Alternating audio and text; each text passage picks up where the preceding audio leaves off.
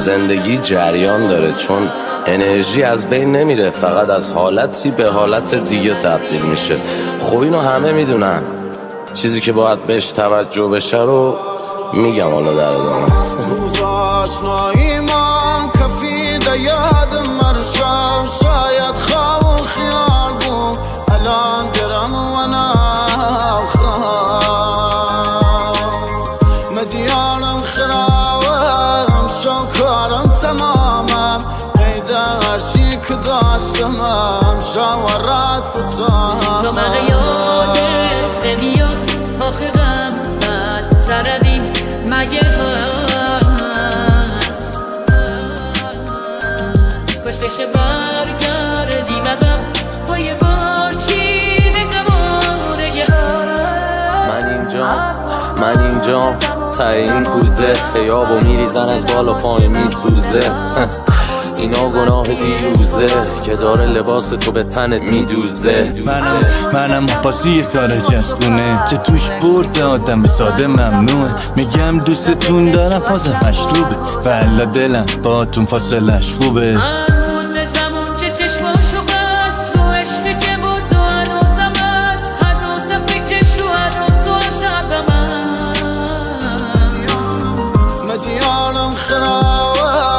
شوکارم تمامم، قید هرچی که داشتمم شاورت کتامم.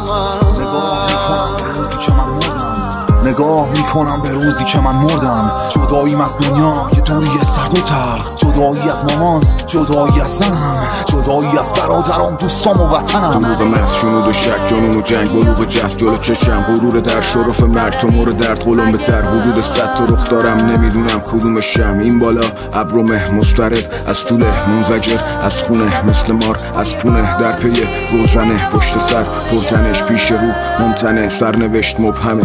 مدیانم خرابم شوکارم تمامم، قید هرچی که داشتمم شاورت کتامم. تو مغیادت نمیاد آخرم بدتر از این مگه هست، کاش بشه برگردی مدم با یه گرچین زمانه هست. میچرخ زمین تشنه بخون، زمان بیرمه نوبتت شد به چکون، حتی بعد مکل نشد فاضل زود مونده یادم حافظه خوب. خشم از صورت سردم بشور که من زندگی نکردم مگه کردم به زور. خلقم هدف خلقم از عقلم به دور، آینده تو از چروکای تو دستم بخون.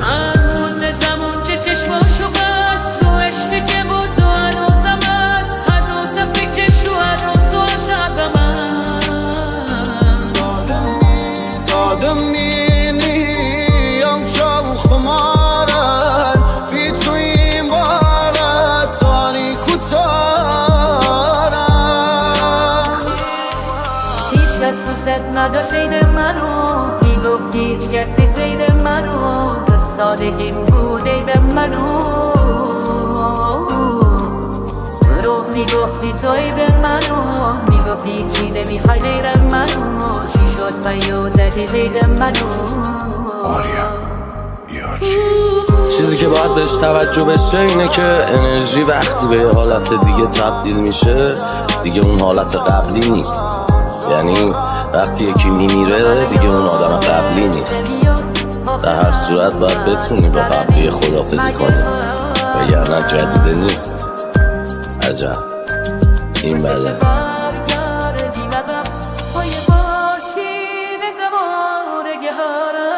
اختصاصی کانال آهنگ قفلی.